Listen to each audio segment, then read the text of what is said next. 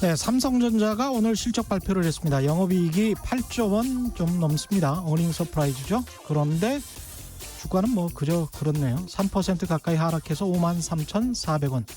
이미 주가의 2분기 깜짝 실적이 반영되어 있었던 것일까요? 아니면 미중 갈등이 계속되는 상황에서 삼성전자가 중간에 낀 상황, 앞으로의 미래를 걱정하는 것일까요? 또는 시가총액 비중이 너무 커서 삼성전자 주가가 급등하면 코스피 지수 자체가 부담이 되는 상황 때문에 그러는 것일까요?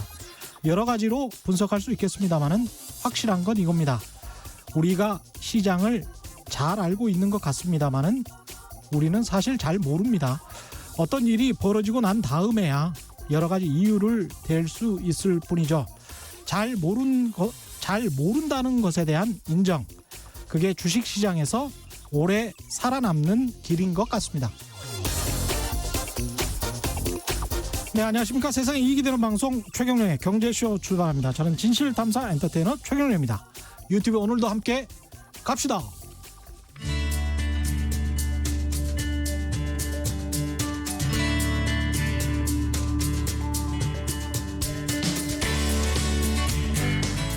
경제방송 아무거나 들으면 큰일 납니다.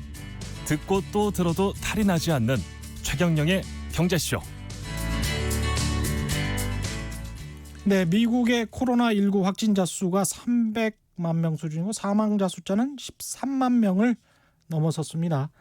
최근 미국 많은 지역에서 다시 코로나19 확산세가 빨라지고 있고 우리도 재확산 우려가 높아진 상황이죠. 오늘은 코로나19로 인한 실물 경제, 특히 일자리 문제에 대해서 깊이 좀 알아보겠습니다. 박정호 명지대학교 특임 교수 모셨습니다. 안녕하십니까? 예, 안녕하세요. 예. 우리 청취자분들이나 시청자들은 네. 다른 방송에서 많이 보셔서 예. 익숙하실 것 같습니다. 아유, 뭐 그래 주시면 다행이고요. 예, 목소리도 난 읽으실 것 같고요. 일단 코로나 사태는 어떻게 보십니까? 다른 과거의 전염병 피해하고 좀 다른 양상인가요? 예, 좀 많이 다른 양상이고요. 이제 7월이 되다 보니까 상반기 각종 통계가 이제 집계가 돼서 발표가 되지 않았겠습니까? 이 통계 결과를 보더라도 이전에 여러 가지 불안과는 사뭇 다른 형태로 전개돼 왔던 것 같습니다. 예. 대표적으로 이제 경제 성장률 각 부문별 기여도만을 가지고 말씀을 드리면요. 예. 글로벌 금융위기 이후부터 지금까지 우리나라가 단 한 차례도 마이너스 성장을 한 적이 없어요. 그랬죠. 예, IMF 외환위기 때만 마이너스 5.1% 정도 성장을 했고 예. 그 다음에는 무조건 플러스를 보였는데 예. 뭐 글로벌 금융위기라든가 남유럽발 재정위기라든가 이 수많은 우여곡절 속에서 그래도 경제 성장률이 플러스로 만들어줬던 가장 큰 근저의 요인은 여태까지는 다 서비스 부분이었습니다. 아, 서비스 부분이군요. 예, 서비스 부분이 항상 1에서 2% 사이의 견실한 분기별로요. 성장세를 보여줬기 때문에 예. 그래도 우리가 양의 성장을 할 수 있었었는데 예. 이번 코로나19 사태로 인해서 1, 4분기가 집계된 결과를 보면 1, 4분기, 2, 4분기가 집계된 결과를 보면 서비스 부분이 가장 직격탄을 맞았고요. 상반기에 서비스가 직격탄을 맞았다. 예, 오히려 서비스 부분의 성장률 기여도 부분은 0.2%밖에 안 되고요. 예. 제조 부분은 오히려 총량 자체가 바로 전년 대비에 비해서는 분기별 기여도에 비해서는 훨씬 더 높아졌어요. 물론 제조라고 이제 통칭할 수는 없고 예. 정확히 말하면 반도체 호황인 거죠. 그렇군요. 그래서 이번 상반기에도 어떻게 보면 우리 경제가 그나마 돌아갈 수 있었던 것은 반도체를 중심으로 한 제조 경기는 나쁘지가 않았는데 예. 오히려 서비스 부분에 가장 큰 타격을 받은 것이고 예. 지금 우리 어떻게 보면 그 시민분들 중에서 예. 아, 요즘 경기 너무 안 좋다라고 하시는 분들의 대부분은 그렇죠. 바로 서비스 업종에서 일한 분들입니다. 그 서비스 업종이라고 하면 뭐 식당, 여행 이런 게 서비스 업종. 예, 특히 주요 서비스업 부분의 생산 증가율을 보면요. 예. 전체 증가율은 마이너스 한 8%를 기록했는데요.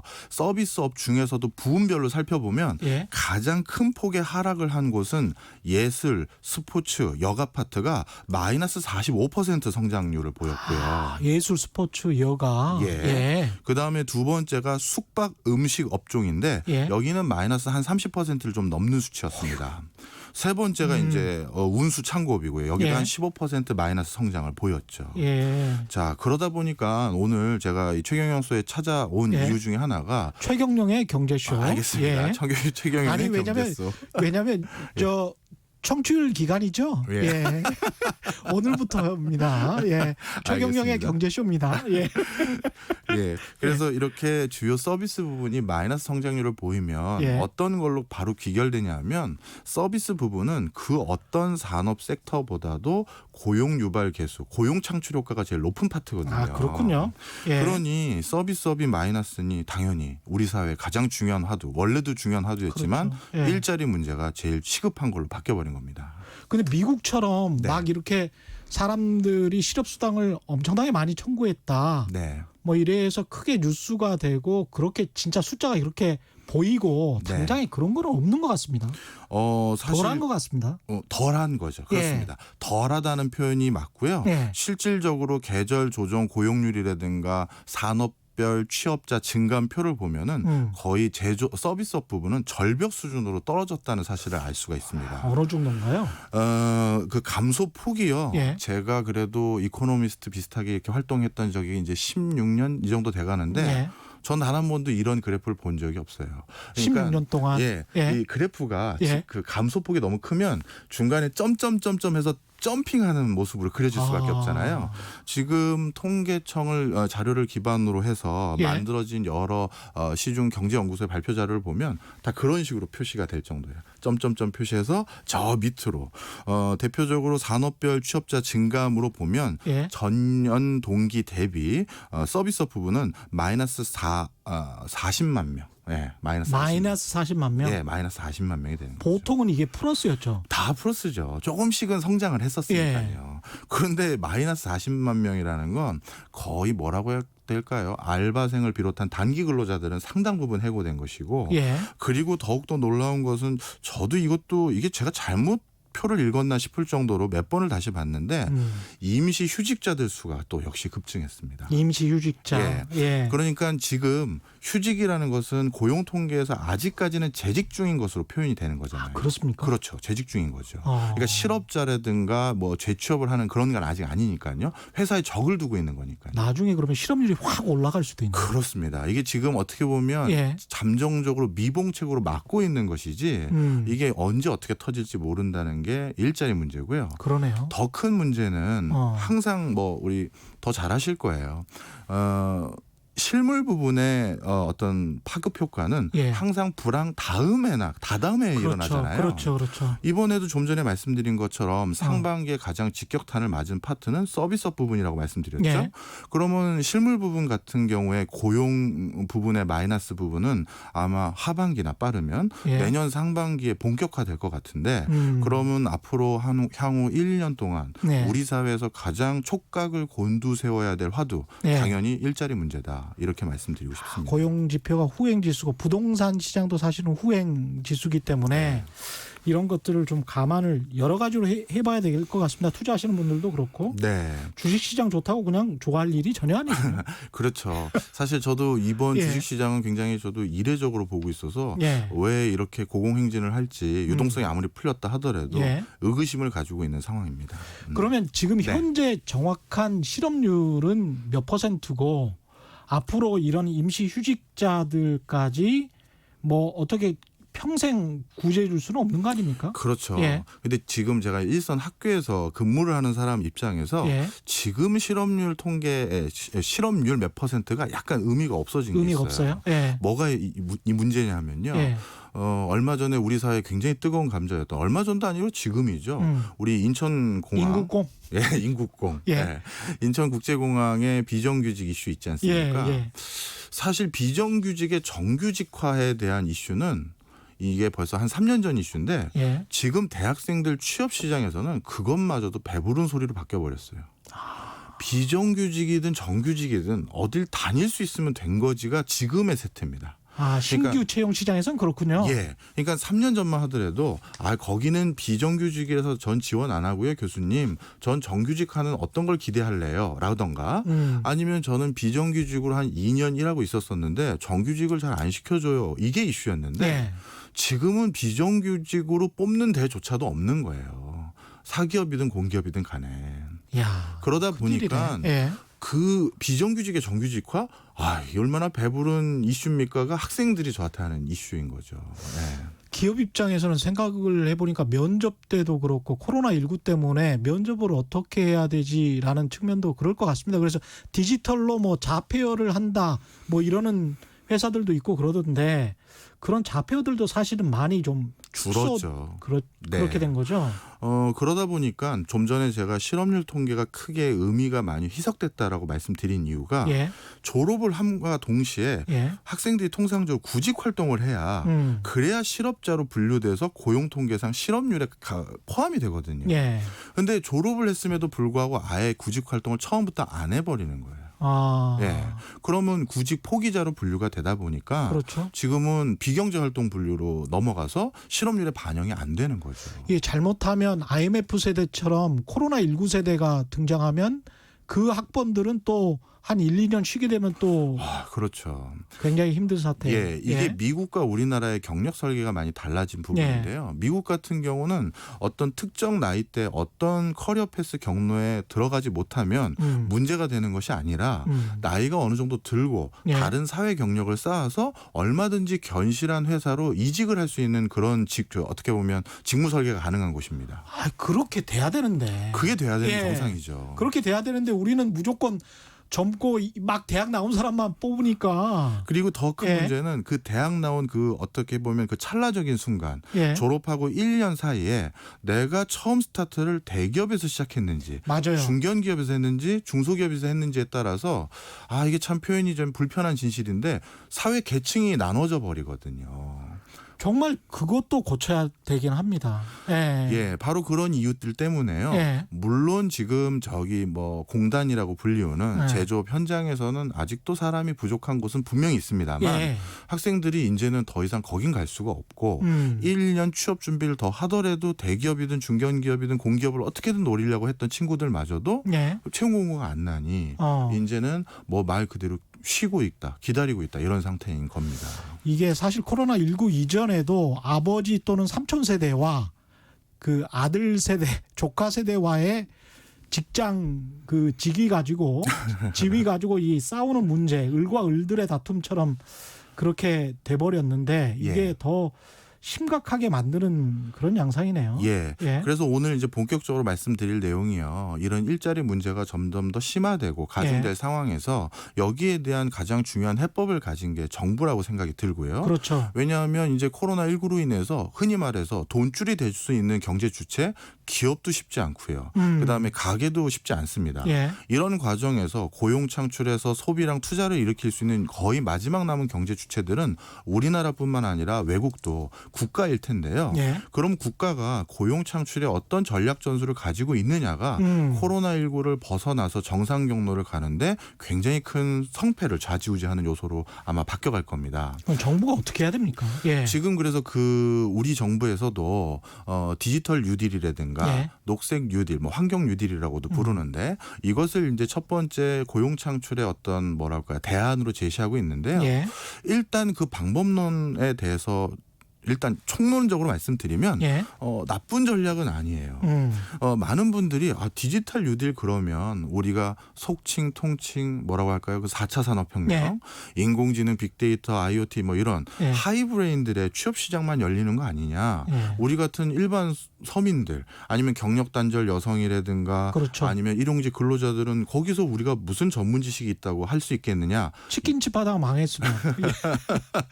그렇죠. 예. 예. 그렇게 생각하시기 쉬우십니다만 예. 그렇지 않습니다. 아, 사실 예. 이 디지털 분야의 일자리 중에서도요.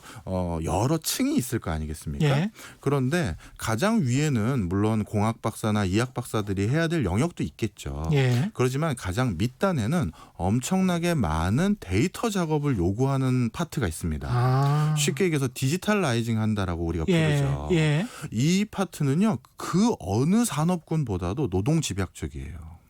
인간이 입력할 수밖에 없군요. 그렇죠. 엑셀 예. 시트에 하나하나 숫자 입력하는 것들. 예. 그거 사람이 할 수밖에 없는 거잖아요. 제가 탐사보도 하면서 이거 많이 해봤거든요.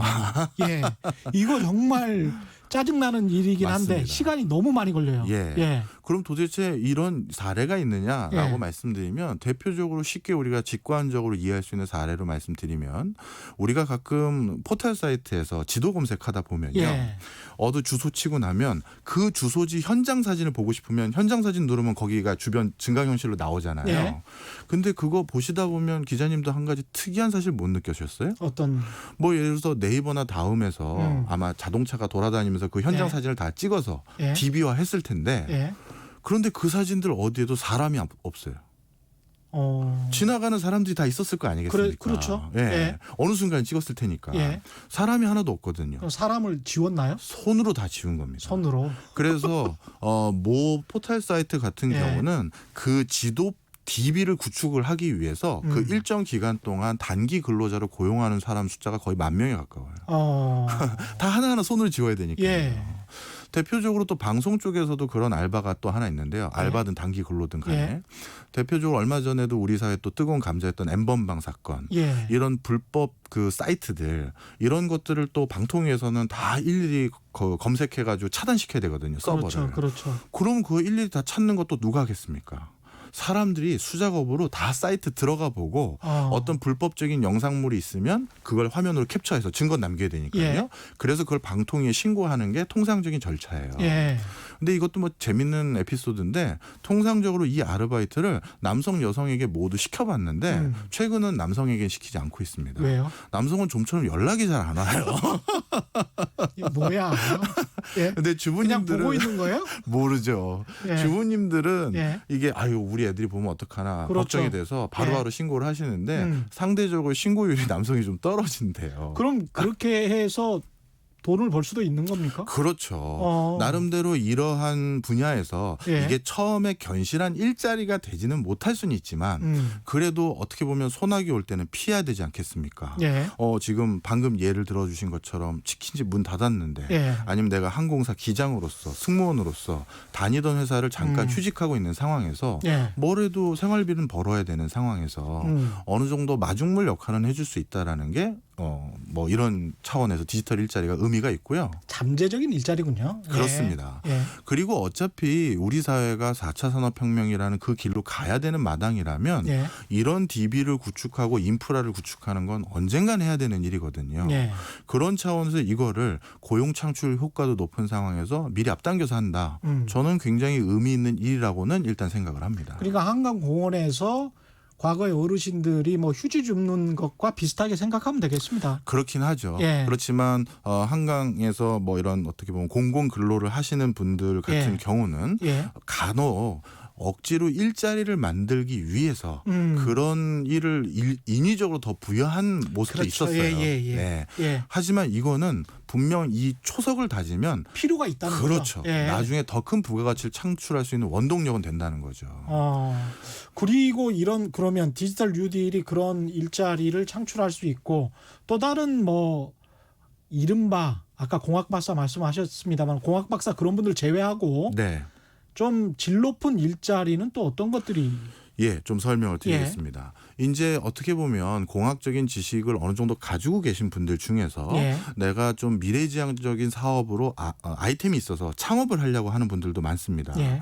그런데 이런 분들이 창업을 하기에 주저하게 만드는 요소들이 뭐냐면요. 예. 바로 내가 창업을 하려면 그거를 활용할 수 있는 데이터베이스나 DB가 국가에서 구축이 돼 있어야 되는데 그렇죠. 그게 구축되지 않기 때문에 제가 어떤 사업을 못하고 있습니다라는 것들이 꽤 많아요.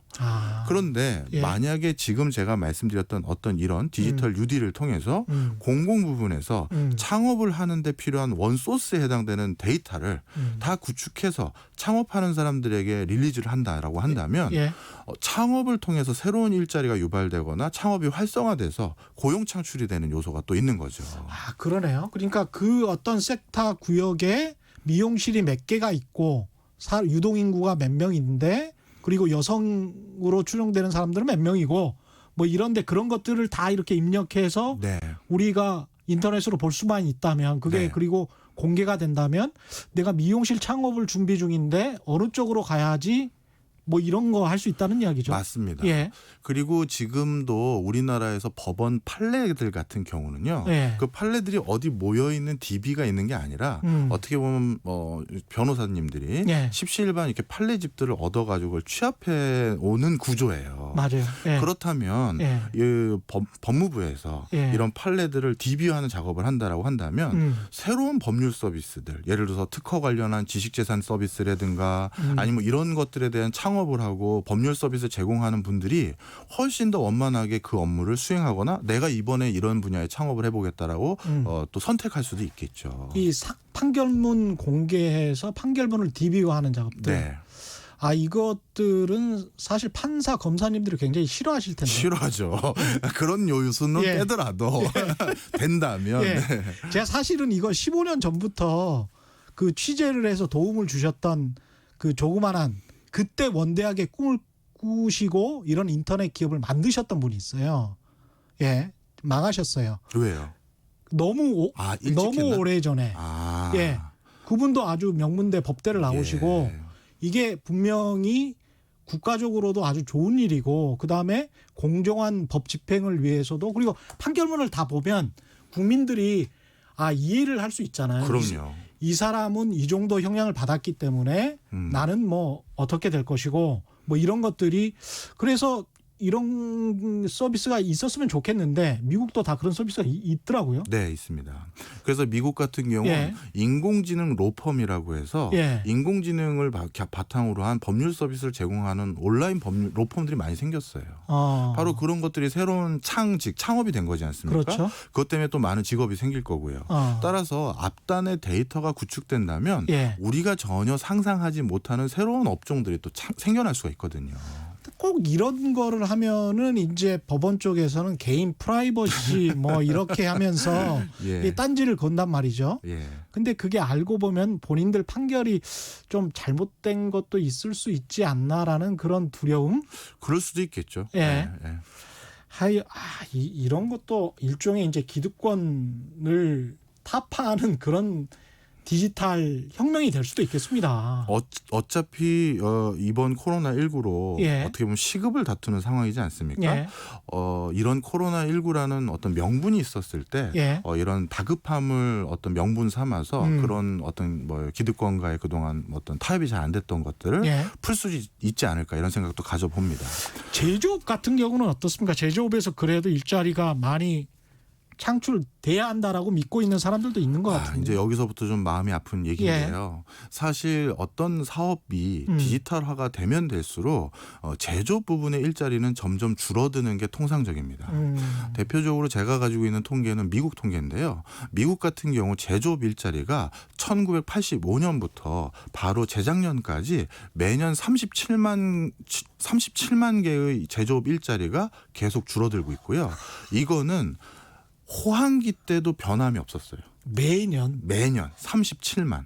우리 그래서 러스트벨트라고 불리는 예. 그곳의 경기가 되게 안 좋아지는 이유가 예. 바로 거기에 있는 것이죠. 그러니까 중국 때리기를 했지만 이게 어떤 그 산업의 변천 상황인 거군요. 변천 상황입니다. 예. 그러다 보니까 최근에만 다시 2000년 이후로 따졌을 때요. 미국의 지자체 중에서 2000년 이후 가장 인구 이탈이 많았던 지자체가 뉴올리언즈였는데 이 뉴올리언즈만 유일하게 예외로 허리케인 카트리나로 피해가 심해서 맞습니다. 가장 다른 지역으로 많이 이주를 해버렸고 예. 2등부터가 디트로이트, 신시내티, 솔트레이트 시티 예. 전부 다 제조 중심의 그러네요. 도시들이잖아요. 그러니까 자연재해 빼고는 자연재해를 뺀 나머지는 전부 다 제조업을 중심으로 한 도시들이 점점 더 일자리가 없어지면서 인구 이탈이 심화됐다는 것이죠.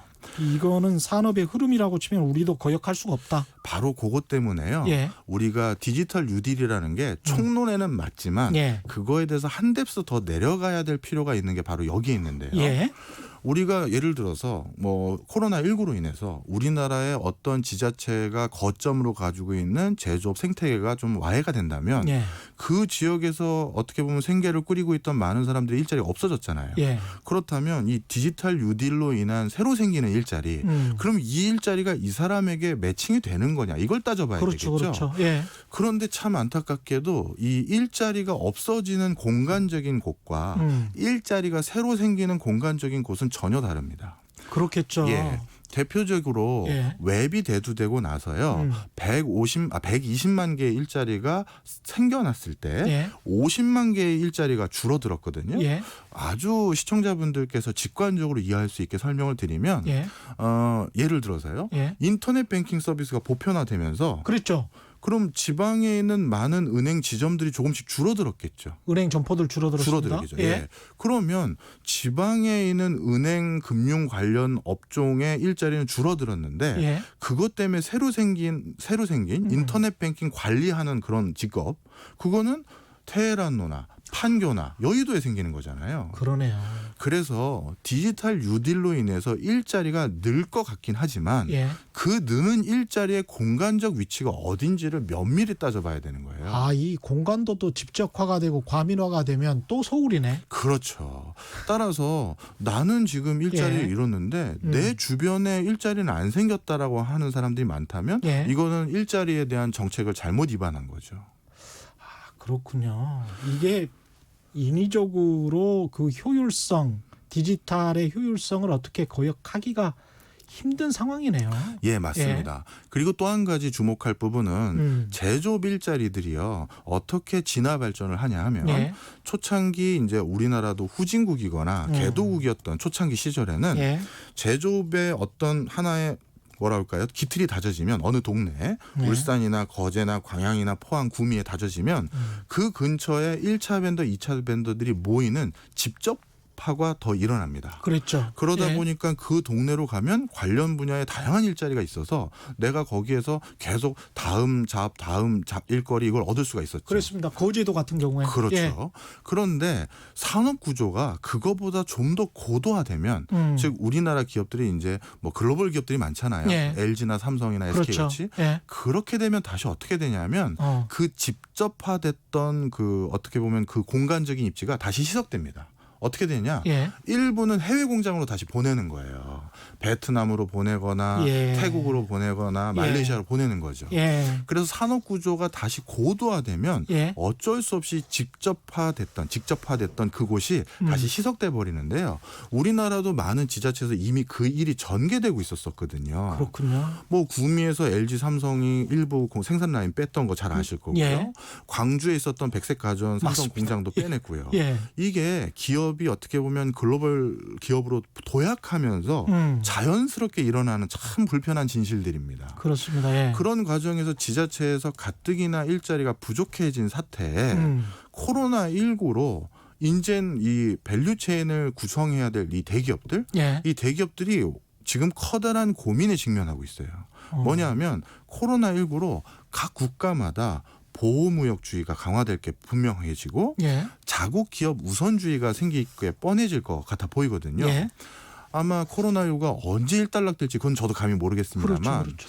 예. 일단락되고 나면 우리나라뿐만 아니라 세계 여러 국가들이 우리 일자리는 어디서 또 창출할 거냐 그 고민을 할 거란 말이에요. 그렇죠. 다 경제가 어려워졌으니까요. 그러면 뭔가 우리나라에서 외국 기업이 장사하고 가려면 우리 그 나라 현지인들을 채용하는 형태로 네가 비즈니스를 하지 않고서는 예. 우린 니네 상품 안 받아. 니네 물건 관세 부과할 거야. 이런 식으로 배타적으로 나올 가능성이 많아요. 지금도 이미 예. 우리 기업들이 많은 해외 진출을 할 때 합작 공장을 차리는 이유가 예. 현지 일자리를 창출한다는 그 조건 아래서 비즈니스를 원만하게 할 수 있는 그 조건이 붙어 있는 거거든요. 예. 그런데 코로나19 이후 그게 더 심해질 것 같습니다. 자, 그렇다면 예. 지금 우리나라 여러 대기업들 삼성, LG, 현대차 어느 나라도요. 제품을 만들 때 우리나라 사람들에게만 판매할 생각으로 제품을 만드는 회사는 없어요. 예, 그렇지 않습니까? 예. 삼성 같은 경우도 매출의 90% 이상이 해외고요. 예. 그런 상황에서 자, 그러면 생산 라인을 어딘가 지금 전 세계 밸류체인이 여러 물적 인적 교류가 차단되면서 망가진 상태에서 어딘가 본의 아니게 이제 코로나19 때문에 다시 집접화해야 되는데 예. 옛날에는 밸류체인을 전 세계에 흩어져 놓은 게 오히려 부가가치를 높였지만 예. 그랬을 때 과연 공장을 어딜 선택할 것인가. 이미 인건비도 많이 오르고 땅값도 많이 오른 우리나라에 예. 공장을 해외 공장을 다시 가져올 것인지 예. 그나마 여기 있던 공장마저도 해외에 물건을 팔기 위해서 예. 거기로 빼내갈 것인지 저는 이 부분도 굉장히 지금 걱정을 하고 있어요. 그러면 사실은 정부 입장에서는 네. 그리고 국가적인 차원에서는 일자리가 좀 늘어났으면 좋겠다는 건데 기업 입장에서는 사실 일자리가 늘어났으면 좋겠다는 것보다는 생존이 먼저거든요. 수익이 늘어났으면 좋겠다 그렇죠. 하잖아요. 생존이 먼저거든요. 그렇죠?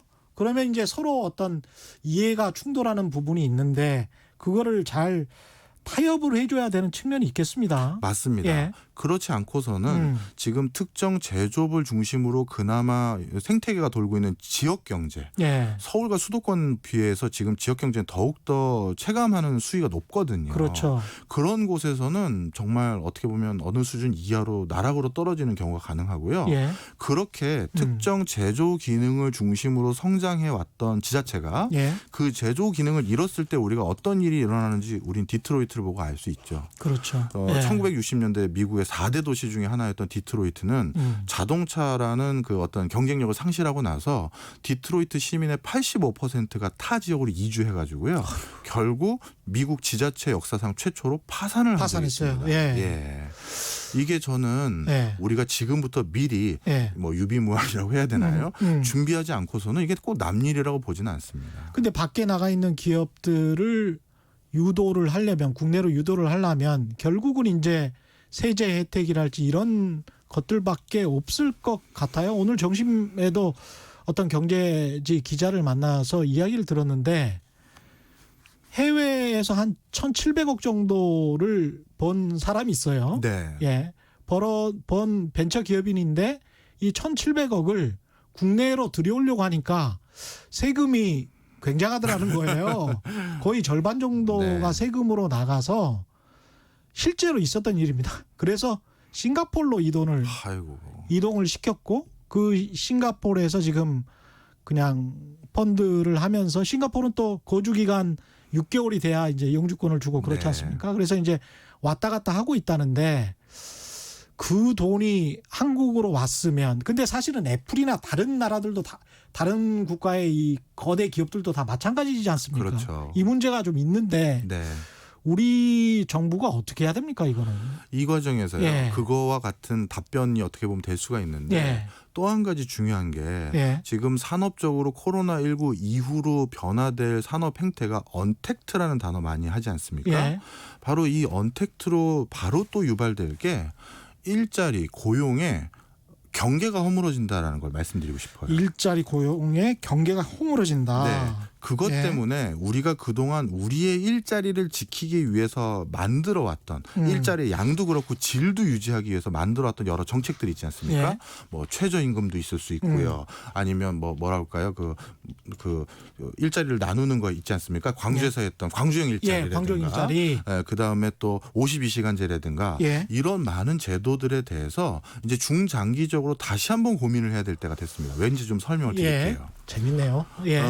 이거는 이 사례로 또 설명드리면 시청자분들이 또 쉽게 이해하실 것 같은데 2002년도에 만들어진 글로벌 온라인 인력 플랫폼이 하나 있어요. 예. 업워크라는 사이트인데요. 이 업워크라는 사이트에 들어가 보시면 ICT와 관련된 모든 그 엔지니어들을 온라인 상에서 채용할 수 있는 거대한 플랫폼입니다. 예.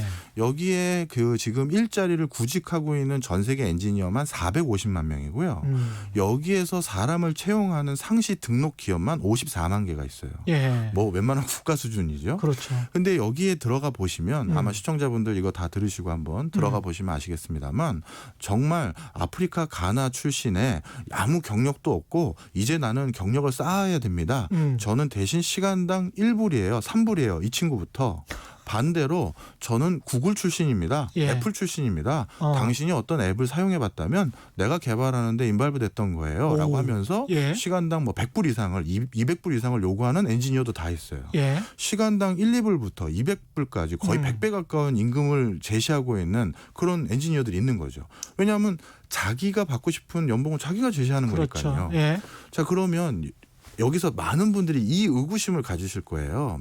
2억 만리에 그런 엔지니어들이 있는 건 알겠는데 그래도 우리가 일을 시키려면 뭐 웹 디자인을 시키거나 프로그램을 유지보수하는 일을 시키려면 간간히 얼굴도 보고 회의도 해야 되는데 그렇죠. 그 몰리는 사람을 내가 뭘 믿고 일을 시키느냐 이렇게 생각하실 수 있을 텐데요. 정말 죄송한 표현이지만 기자님이나 저를 고용한 것보다 예. 여기 이 사이트에서 이 엔지니어들을 고용하는 게 훨씬 더 믿음이 갑니다. 왜 그런지 설명을 드릴게요. 예. 제가 예를 들어서 어떤 뭐 중동이나 예. 저기 뭐 중남미에 있는 좀 나름대로 상대적으로 저렴한 예. 어떤 엔지니어를 고용했다고 가정해 보겠습니다. 예. 그럼 그 중동이나 중남미에 있는 그 엔지니어는 자기 집이나 자기 오피스나 집 앞에 있는 커피숍에서 일을 시작해야겠죠. 예. 뭐 프로그램을 짜든 웹 디자인을 해주든 그렇죠. 그런 거를 할 때 어떻게 해야 되냐면 아까 말씀드렸던 그 사이트에 접속을 해서 스타트 버튼을 눌러야 돼요. 그러면 그 친구가 키보드 치고 마우스 움직이는 게 10분 단위로 체크가 돼서 지급할지 아니할지의 여부를 결정을 해줍니다. 그러면 예를 들어서 예. 우리 직장 생활을 한번 돌이켜볼 필요가 있겠죠. 저만 해더라도 옛날에 회사 다녔을 때 완전히 완벽하게 감시받고 있구나. 저만 하더라도 옛날 회사 예. 다녔을 때 당연히 9시에 출근을 했죠. 그렇죠. 출근표에 찍어야 되니까요. 예. 하지만 9시 땡 치면서부터 바로 일하는 적은 솔직히 많지는 않아요. 커피도 마셔야 되고. 그렇죠. 예. 탕비실 가서 커피 내리러 가고 예. 화장실 잠깐 들리고 복도에서 신문도 보고. 그렇죠. 예. 복도에서 친구나 뭐 예. 후배 만나면 어제 야구 어떻게 됐냐 예. 얘기도 하다가 자리로 돌아가면 한 9시 반 좀 안 되거나 그랬겠죠. 우리의 일상이었습니다. 우리 일상이죠. 예. 예. 그래도 제 월급 하나도 안 깎였어요. 하지만 이 사이트에 접속해서 엔지니어를 고용한 사람들은 그렇게 20분을 다른 일을 하는 엔지니어는 그 20분은 지급을 안 할 수 있는 것이죠. 그리고 우리 점심 먹으러 갈 때 12시 땡치면 나가는 사람 솔직히 많지는 않잖아요. 그렇죠. 예. 멋쩍은 웃음. 예. 저만 하더라도 조금 붐비는 거 싫어해서 그렇죠. 약간 일찍 예. 나갑니다. 예. 그래도 제 월급 하나도 안 깎였어요. 옛날에. 그렇게 일찍 오시는 분들이 또 많아요. 많아요. 자, 그런데 예. 이 사이트에서 만약에 일감을 구했던 사람이 있다면 예. 그렇게 하면 또 그 시간대는 지급을 못 받는 겁니다. 그래서 이렇게 생각하시면 좋을 것 같아요. 언택트 물론 어쩔 수 없이 우리가 하긴 하겠지만 그거 신뢰가 가겠어? 믿음이 네. 가겠어? 그건 우리의 착각이고요. 언택트 환경이 어떻게 보면 대면 환경보다 훨씬 더 신뢰감 있게 누군가를 고용하고 누군가에게 지급을 할 수 있는 시스템이 완비될 수 있다는 겁니다. 참 슬프다. 들으면 들을수록 이게 좀 부정적입니다. 어떻게 보면. 솔직히 인간미는 없죠. 예. 솔직히 말씀드리면. 예. 그런데 이제 여기서 이제 중요한 게 있는데요. 예. 그동안에는 우리가 일이라는 게 근무라는 거에 여러 관습적인 면이 많았죠. 그렇습니다. 그러다 보니까 습관적인 면이 많다 보니 사람이 그래도 계약할 땐 얼굴을 한번 봐야지. 그렇죠. 그리고 일할 때 중간중간 한번 얼굴은 봐야 식사 한번 해야지 이런 게 있었는데 회식. 예, 예. 회식도 있었는데 그랬는데 이 코로나19로 가능하면 만나지 마. 그렇죠. 가능하면 접촉하지 회식하지 마. 마. 예. 그렇죠. 예. 그러면서 어떤 데는 심지어 언택트로 가라는 거예요. 활성화 시켜버렸죠. 예. 그러니까 우리가 이 언택트를 강요받으면서 그동안 우리나라가 ICT 강국이잖아요. 그렇죠. 좀 전에 제가 설명드렸던 이 업워크라는 사이트 2002년부터 만들어진 사이트입니다. 그렇군요. 우리도 기술은요 예. 이미 다 가지고 있었어요. 할 수 있겠지. 그렇죠. 충분히. 할 수 있었지만 관습적 습관적으로 안 했죠. 예. 이렇게 어떻게 사람을 쓰나라고 하면서. 예. 그런데 이번 코로나19로 슬슬 이러한 업종별 플랫폼들이 생길 거고요. 해외에서는 이미 시도되고 있어요. 그리고 아까 말씀하신 인국공 사태처럼 네. 정말 배고픈 신규 채용 대기자들이 있는 거죠. 그렇죠. 자, 그러다 보면 무슨 일이 생기느냐. 예. 두 가지인데요. 첫 번째는 최저임금이 어떻게 될 거냐는 거죠. 제가 실질적으로 모 상공회의소에서 CEO들을 대상으로 강연을 했었는데 예. 그 CEO분 한 분은 되게 좀 상황이 좀 안 좋으셨나 봐요. 특히 B2B 사업을 하는 사장님이셨는데 예. 내가 홈페이지나 이런 것들을 개편하기 위해서 정말 종잣돈 조금씩 모아가지고 한 3년 만에 드디어 홈페이지를 개편하는 이제 뭐 자주 들어오는 사이트는 아니지만 그래도 홈페이지는 그렇죠. 회사 얼굴이잖아요. 예. 그래서 이걸 개편하려고 우리나라 뭐 홈페이지 예전에 내 거 개편해줬던 업체를 찾아갔더니 견적을 많이 올렸더라는 거예요. 그래서 왜 이렇게 올렸습니까 했더니 뭐 당연히 시간당 급여도 올라갔고 요즘 물가도 있고 그래서 올랐습니다 했는데 그 사장님은 솔직히 그거 다 존중하고 최저임금 인상도 이해하고 내가 다 이해는 하지만 자기는 그 돈을 내고 홈페이지를 개편할 돈은 없었대요. 그래서 고심을 하고 있던 찰나에 박 교수님이 강의 중에 최저임금을 적용 안 받으면서 홈페이지를 개편할 수 있는 곳을 알려주셨잖아요가 된 거예요. 그렇잖아요. 예, 그렇죠. 그래서 사장님은 그 업체에게 발주하는 대신 우리 해외 영업팀 부서들은 영어 잘하니까 그 친구들에게 이 어버크란 사이트에 들어가 보면 뭐 다양한 시간당 임금을 받는 해외 엔지니어가 있다고 하니 그 친구들에게 우리 홈페이지 업데이트를 부탁해봐라 라고 해서 채용을 했다는 겁니다. 그래서 제가 바로 그 사장님께 여쭤봤어요. 사장님 어느 나라 사람 시간당 몇 불짜리 엔지니어를 고용하셨습니까 했더니 파키스탄 엔지니어인데 시간당 3불 50센트 줬다고 하시더라고요. 시간당 3불 50센트면 5천 원 정도? 5천 원이죠. 시간당 5천 원. 자, 그래서 우리가 뭐 그동안 우리의 일자리의 질적인 부분을 담보하고 양적인 부분을 담보했던 수많은 정책들이 있지 않습니까? 이게 코로나19로 인해서 이거에 대해서 우리가 중장기적인 새로운 대안들을 찾아야 될 거예요.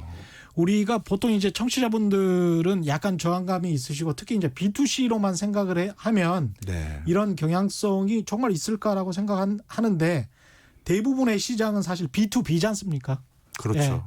기업 대 기업의 시장이기 때문에 그게 가능할 것도 같아요. 제가 지금 듣다 보니까 충분히 가능한 사회일 것 같고요. 그리고 또 한 가지 말씀드리면 이런 언택트 환경이 구축되다 보면 지역의 일자리들의 큰 위해 요소가 되는 부분이 있습니다. 좀 설명을 드리면요. 이것도 방금 홈페이지 얘기를 들으셨으니까 홈페이지로 말씀드려볼게요. 예를 들어서 뭐 청송군이라든가 뭐 해남이라든가 뭐 이런 곳 지자체에서도 뭐 아마존이나 페이스북이나 뭐 이런 MS 같은 그런 멋진 홈페이지나 인터넷 뭐 플랫폼을 갖고 싶겠죠. 그런데 그런 데서 그동안 그런 거를 개발하기 어려웠던 이유는 우리 뭐 청송군이든 예를 든 겁니다. 뭐 진천군이든 간에 우리 동네에 와가지고 이런 홈페이지나 웹사이트를 구축해주는 이 용역을 해줄 회사 매번 와서 해줄 회사 없지 않느냐. 그래서 그동안 우리 예를 들어서 청송군 바로 군청 길 건너편에 있는 최 사장이나 김 사장님이 번갈아 낙찰 받아가지고 홈페이지 리뉴얼하고 새로 개편하고 이 일을 수주받아 왔었는데 이제는 그 두 사장님은 이 지역이라는 진시장벽으로 인해서 이 동네에서 이 홈페이지 막 개편할 수 있는 웹마스터 회사는 우리 회사랑 저 길 건너편에 있는 최 사장밖에 없잖아. 이 지역을 진입장벽으로 해서 생활을 하고 경쟁력을 갖췄던 것이 그랬어요. 맞아요. 이제는 희석되는 거잖아요. 그러네. 언택트로 인해서 판교에 있는 업체가 지방 걸 할 수도 있는 거고 심지어 실리콘밸리에 있는 업체가 지방 걸 할 수가 있는 상황이 돼버리는 거거든요.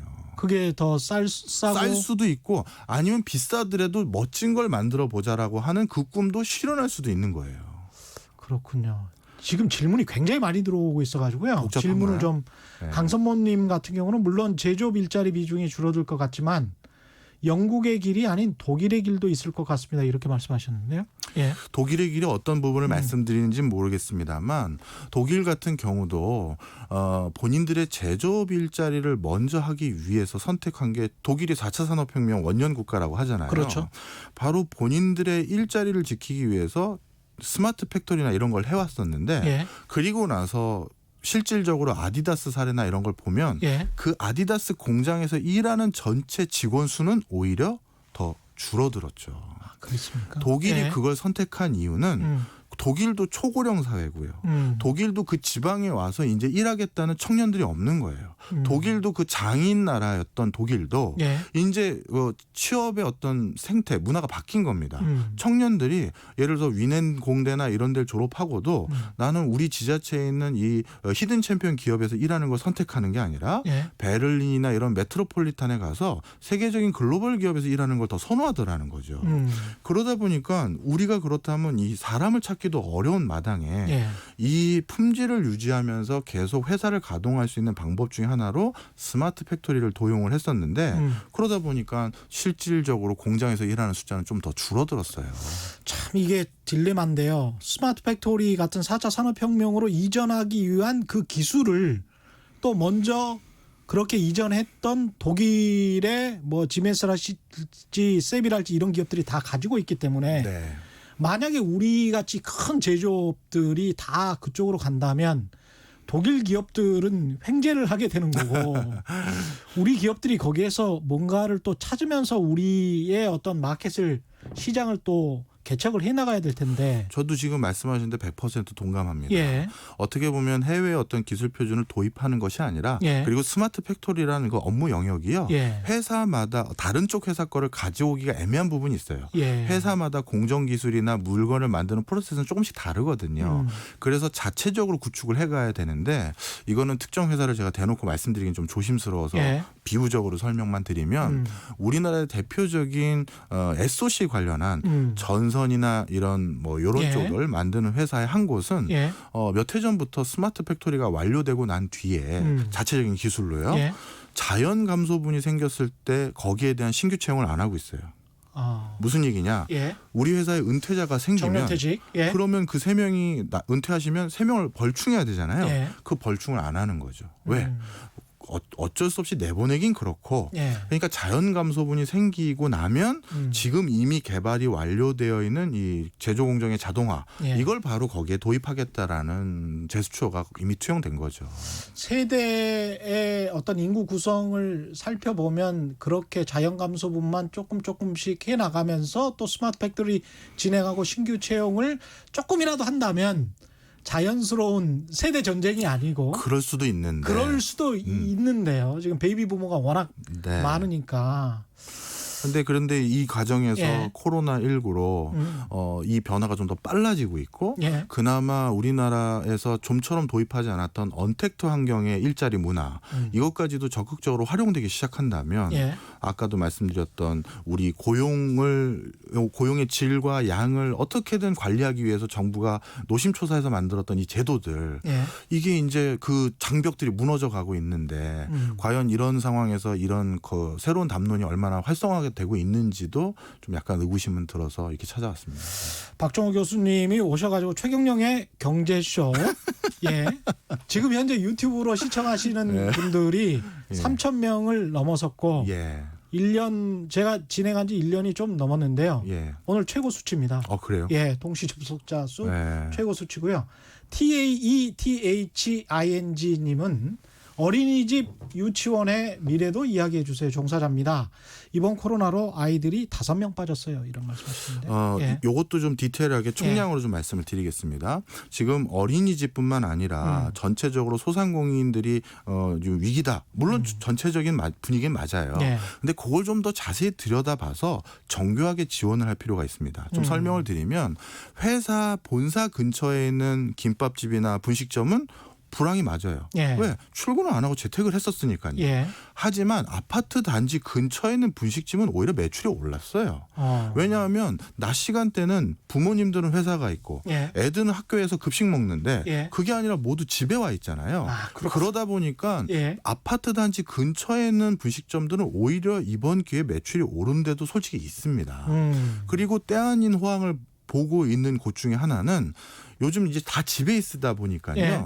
그동안 바쁘시던 주부님들이 집에 망가진 것들, 집에 유실된 것들이 그동안 잘 눈에 안 띄는 게 예. 눈에 띄기 시작한 거예요. 또 집에 있는 시간이 많아지니까 집을 이참에 가꿔보자라는 거죠. 인테리어. 그렇죠. 그래서 아파트 단지 근처에 인테리어 업을 하시는 분들은 때 아닌 호황을 또 맞은 거죠. 그래서 예. 코로나19로 인해서 예, 모두가 불황은 아니고 업종별로 좀 잘 들여다보고 정밀하게 우리가 지원을 해주자 이렇게 말씀드리고 싶습니다. 시간이 좀 아쉽네요. 한 네. 번 더 나와주시기 바랍니다. 오늘 예, 말씀 예. 감사하고요. 지금까지 박정호 명지대학교 특임 교수와 함께했습니다. 고맙습니다. 감사합니다. 예, 저희가 준비한 최경영의 경제쇼는 여기까지였고요. 오늘 밤 10시에 유튜브로 최경영의 이슈 오도독, 국회 문제, 정치 현안, 오늘 밤 10시입니다. 이슈 오도독도 함께 가시죠. 지금까지 세상에 이익이 되는 방송 최경영의 경제쇼였습니다. 고맙습니다.